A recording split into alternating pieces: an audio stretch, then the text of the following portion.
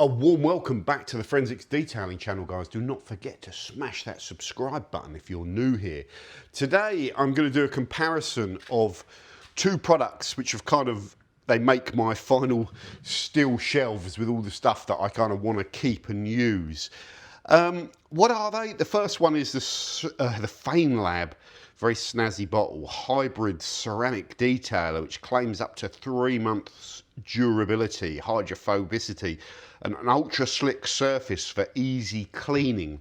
And I feel it delivers on all of those product claims really well, actually. So in our big mega test of kind of quick detailers, I felt this product, once it sets, has a really nice slick feel to the paintwork that you then go on to notice in subsequent kind of washes.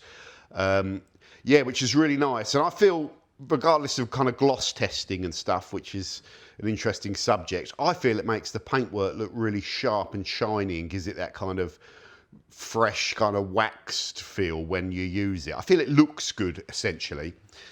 The product costs around about £18, which is pretty expensive. It's at the upper end of the market, even for ceramic detailers. So a non-ceramic detailer is about £10 to £13 for 500ml. Ceramic detailers are typically £15, maybe up to £18 for 500ml. So it's pricey.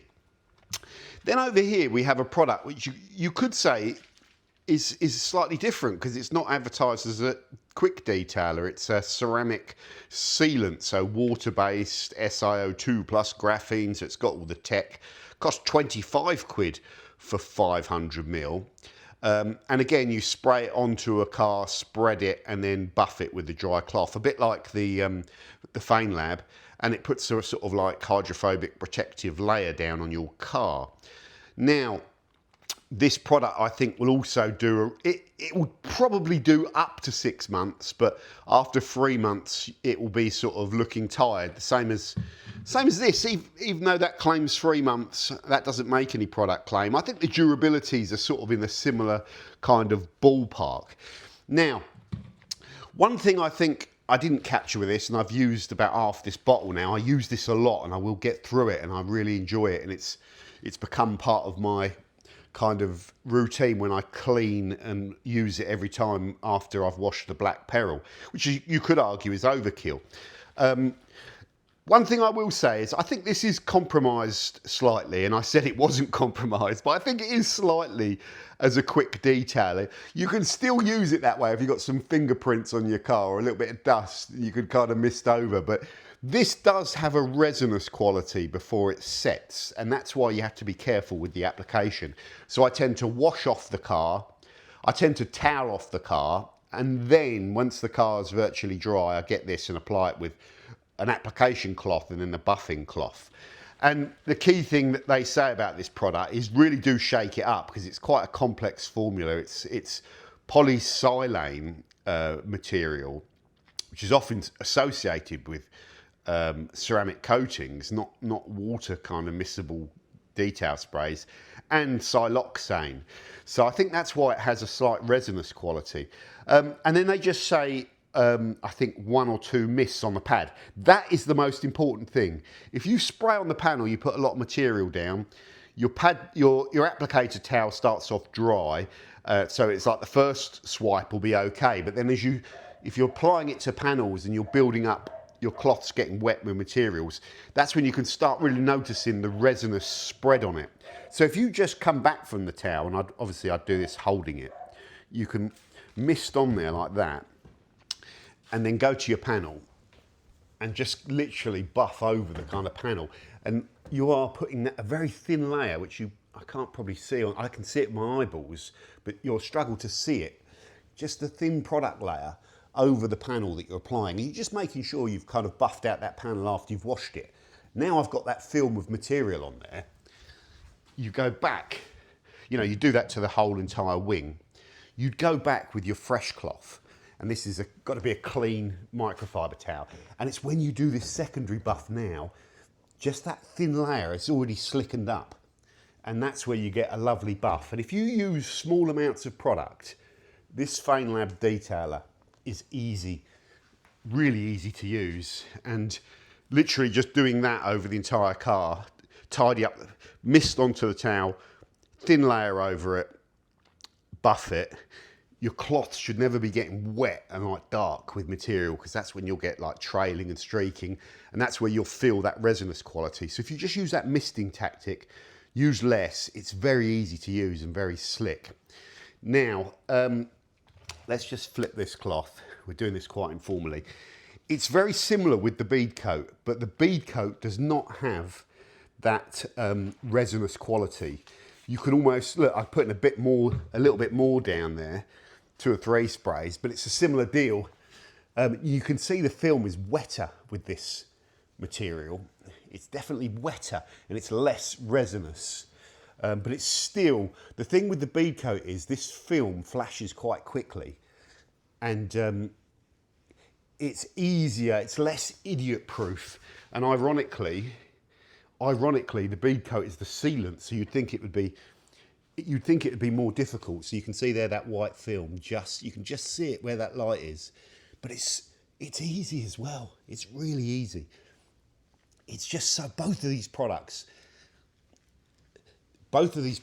make it onto my shelf because I find them really easy to use, so quick. And that protection, you'd never know it, but what we've just done there is the equivalent of putting a good paste wax down, like double speed, spreading it all over the panel, waiting 10, 15 minutes for it to cure, and then buffing it. But you do it instantly, and they're kind of slicker, I think, and just a little bit easier to kind of buff off a panel. And once you've done it, the slickness, I think, is better than like a paste wax. So I think a lot of people are moving over to these. They're moving over to these products.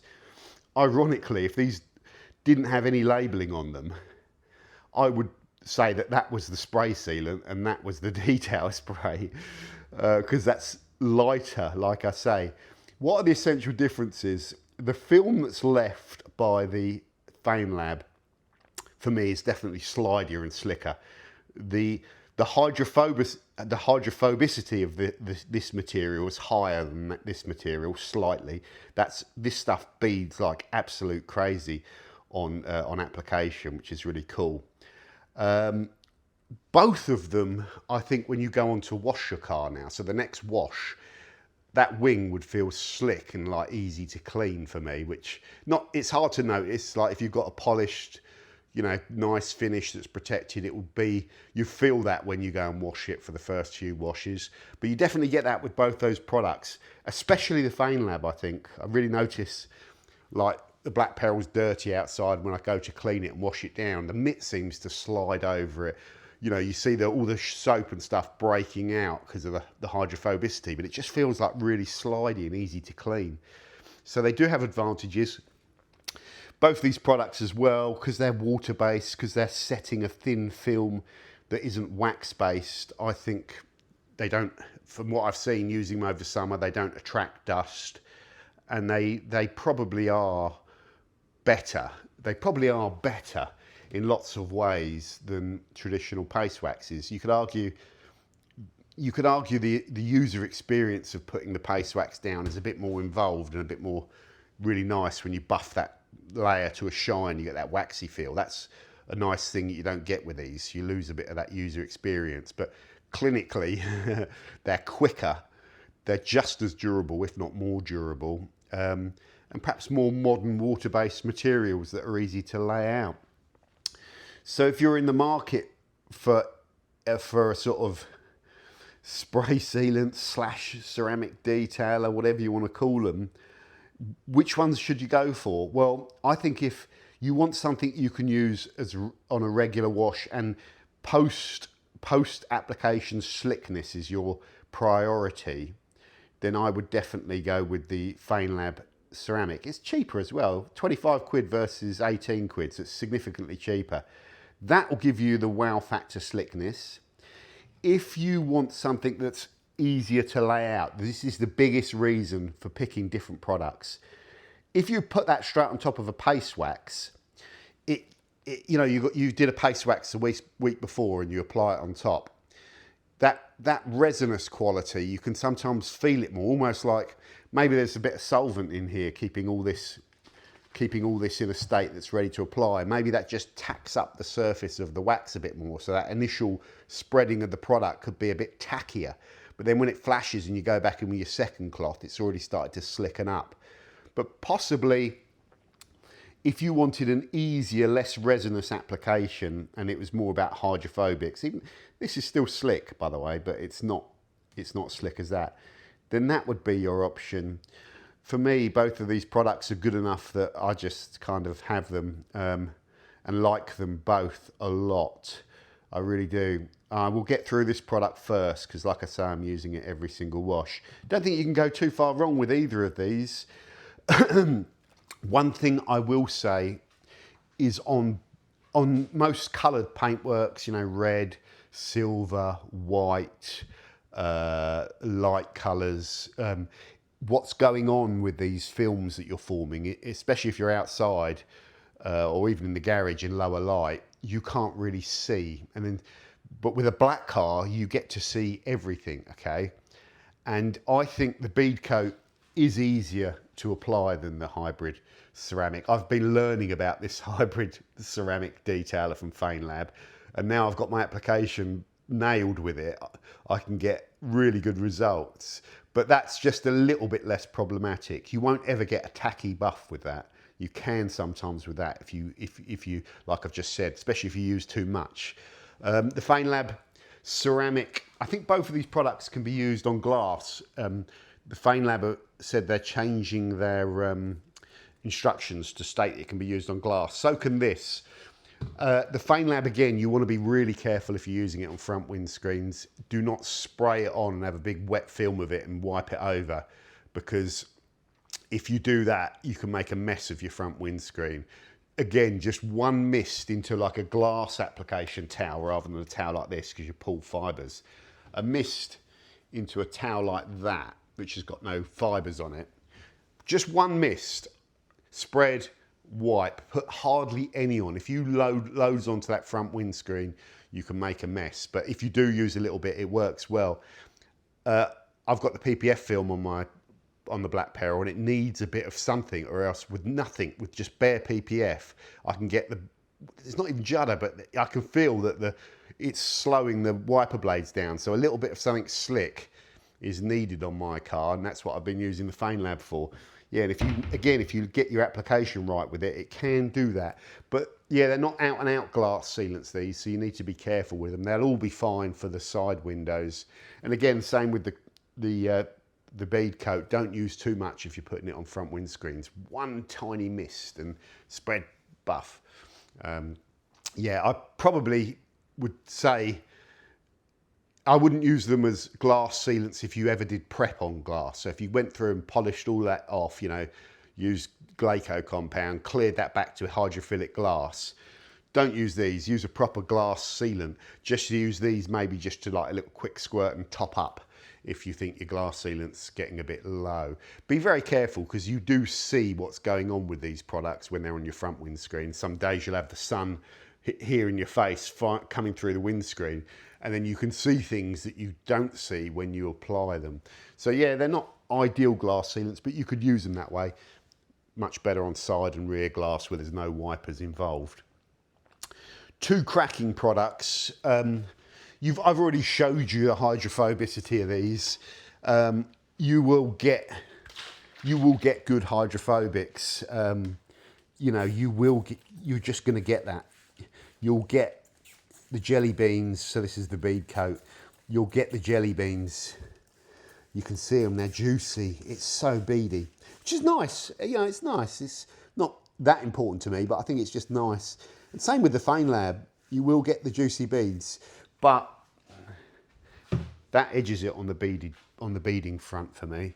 So let's just pick up that water. And obviously you don't want to get them wet after you've applied them, because they're still probably going to be drying off for hours, but we're just demoing it for this video. But yeah, lovely. Yeah, lovely. They leave a lovely finish to a car. They're easy, relatively easy to use if you just follow the things that we've talked about. Very rapid products.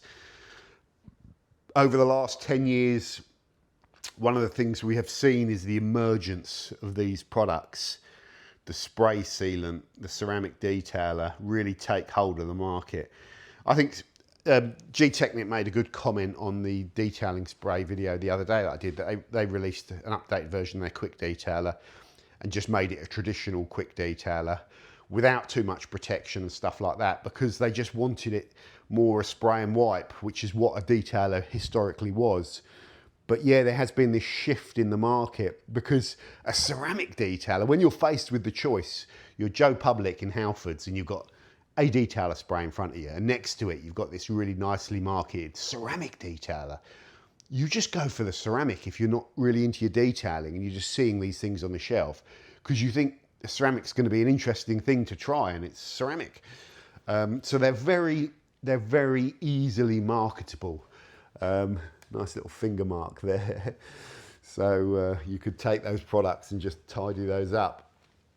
Yeah, really good. They make a lot of sense if you're a minimalist guy. And here's, I mean, this is the other one that I'm using at the moment. This wasn't in my test. This is from the guys at Wax is Dead.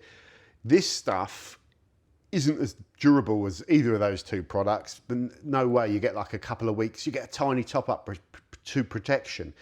This stuff is slick before it sets. So that's why I've got that on my shelf. That's $9.99. That's a really good detail spray. It's one of the wettest, it's one of the slickest while it's still a film and wet. And it's very fast flashing. So that's a cracker as well. But they all just do slightly different things. And we've talked about before as well, this is your good consumer information. So it gets a bit cheaper when you go to a normal detail spray, $9.99, good price. At that point, if you really still want to save money, you go to a quick detailer concentrate, that's the Built Hamber one, all mixed down 1:9, or you just take a rinseless wash and you mix it out however they say, and you use a rinseless wash to do the same thing. What those products will do is just get you a tidy panel with a thin film that I think whatever material it's leaving isn't some siloxane that's bonding or something like that. It's a film of material which will wash off and is less weatherproof, and it's just there to kind of buff and shine the panel and provide a bit of lube, you know, like the rinseless. And even the Built Hamber quick detailer has something that lasts a couple of washes, but it's not a durable protective type product. It's more a sort of versatile QD. So there's all your different options. These are definitely at the top end of that protective spray and shine, more like spray waxes, if you like. But yes, some little compromises that you just don't go hurling those products which are rich in materials which either set or bond, you know, whatever they're doing. They're rich in those materials. And if on a black car you use these like detailers, so you say it came in and you just had, it'd been washed like 5 days ago, but the front was dusty or something, and you thought, oh, I can't be bothered to wash it, I'll grab one of these. You spray it all over that dust, you know, which some people do. You spray it all over the fingerprints on the bonnets, and then you try and buff it all out and your cloth's soaking wet with them. And you think you've done it good, but then you get the car out in the sunshine and you'll see all sorts of marks and imperfections, not swirls, you might get that, but filming issues, because you haven't taken the time to just apply a thin layer, buff a thin layer. So they're sort of more like, think about how you're working.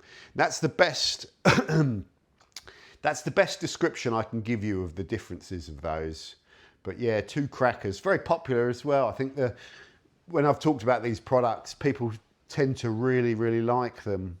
Really like them. So ironically, easier to apply, especially on black paintwork.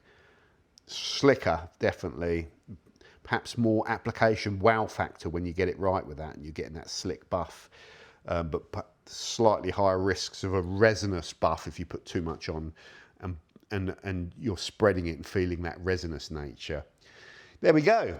The Red Peril she's looking clean in here. So what did I do with this? Well, I was shooting a load of videos last week. So the rear quarter panel, I was just demoing the Built Hamber primer polish and double speed wax, I think we put on here. We did, didn't we? And it does have feel to it, you know, nice feel, but it's not as slick, this wax-based stuff. And then I went on and demoed using the Rupes Advance, which is like a ceramic all-in-one, leaves like a nano sealant on the top. And then I did the rest of the car. I don't think I did that spoiler because of the paint peeling off it. But I did the rest of the car in the Rupes Nano. And yeah, it just has more slickness to the paint, which is kind of what I like.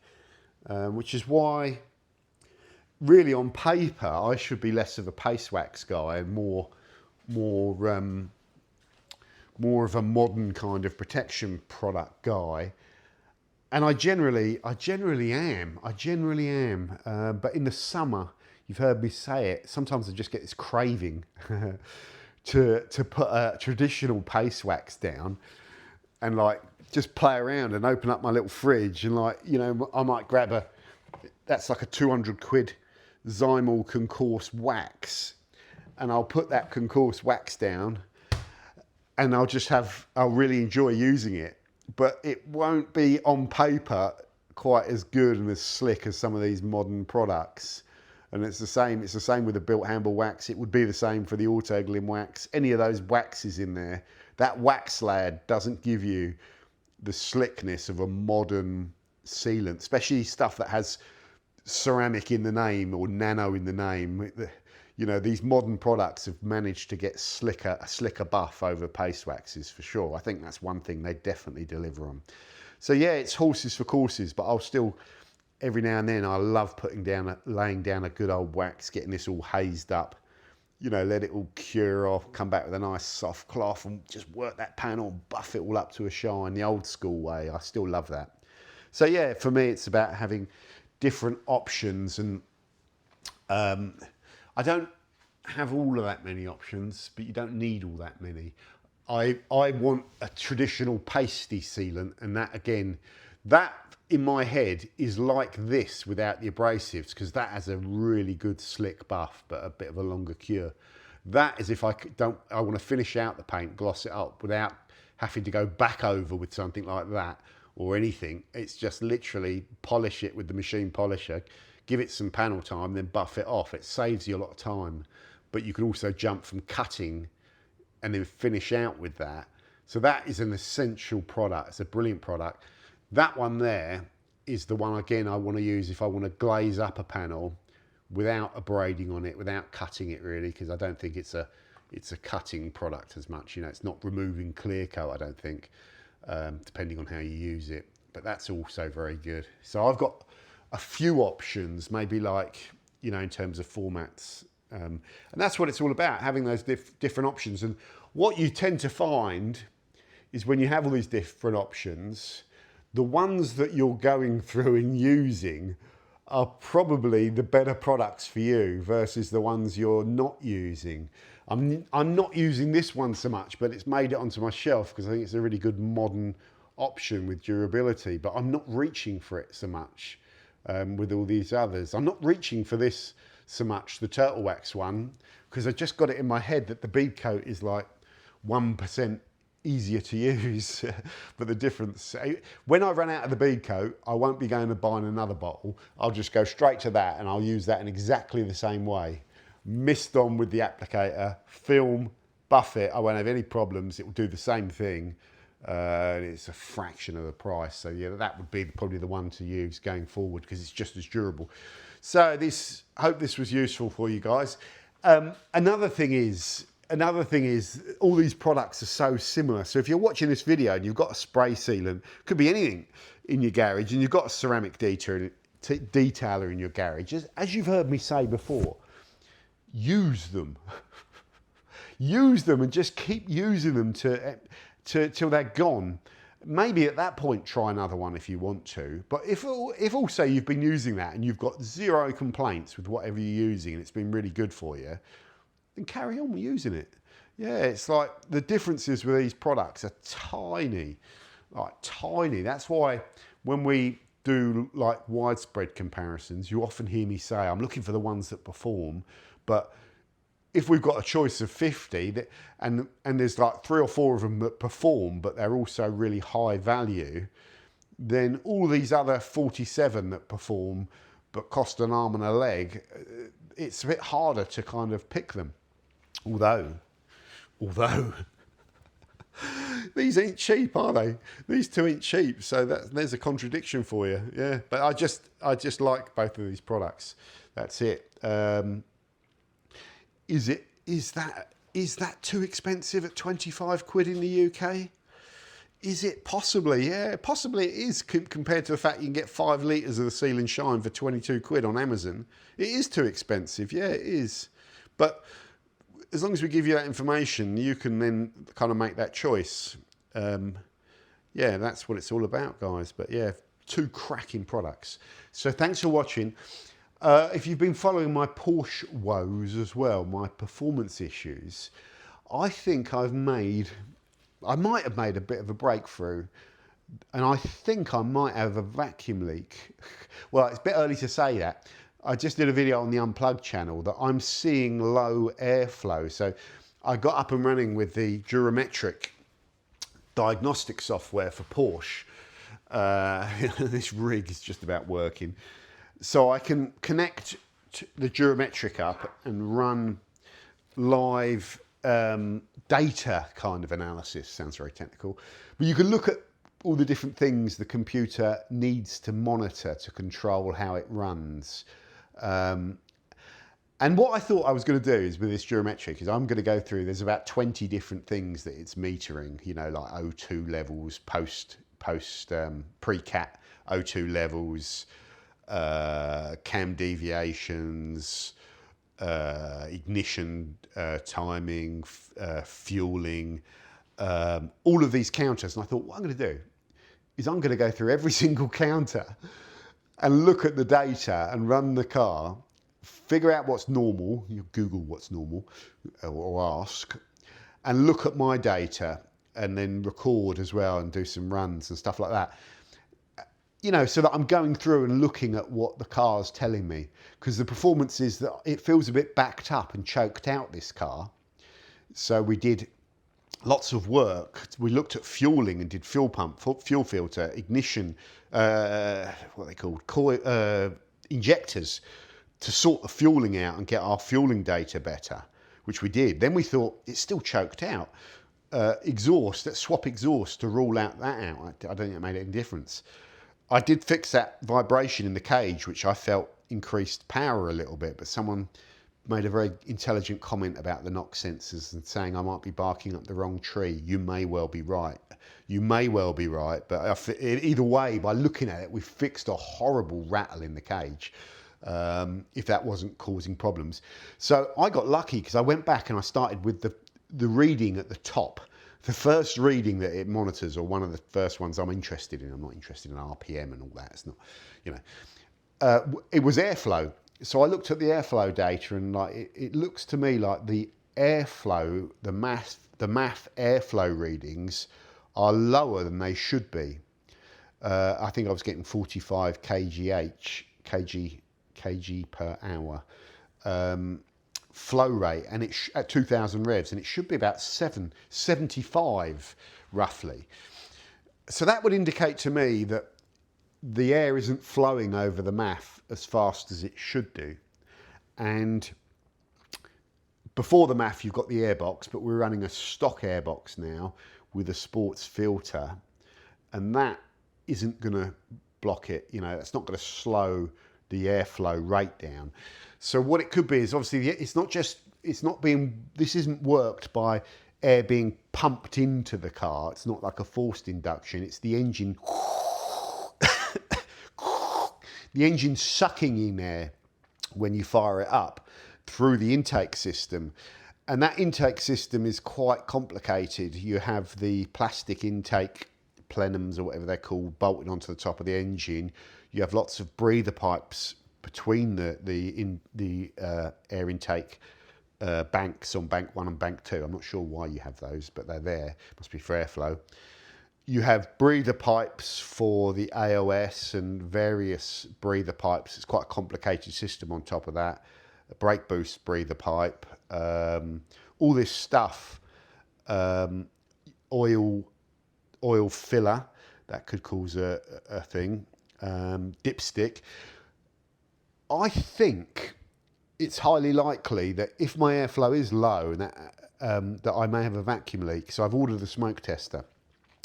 But what I'm also doing is I'm going to get Dan's car round today, which is completely stock. I ran my airflow testing on 2 different MAFs and got the same data and cleaned those MAFs. So I think it'd be very unlikely that I had a faulty MAF and they were both producing the same airflow readings. Impossible.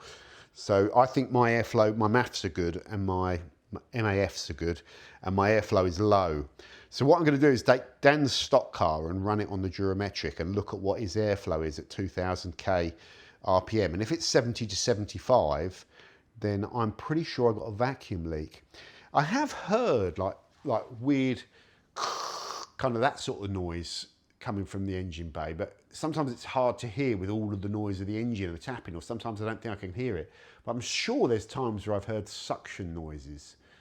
So I think I might have quite a significant vacuum leak. That's where I'm going with this. And if it is down from, it should be 75 kgh and it's 45, that's significant reduction in airflow. A reduction in airflow the car will be aware of that airflow, so it will try and, I would imagine, this is the complicated stuff, it will try and run as best it can with the air it's got. But if it's getting, you know, that's 30 units, that's about 40% less air than it should be running.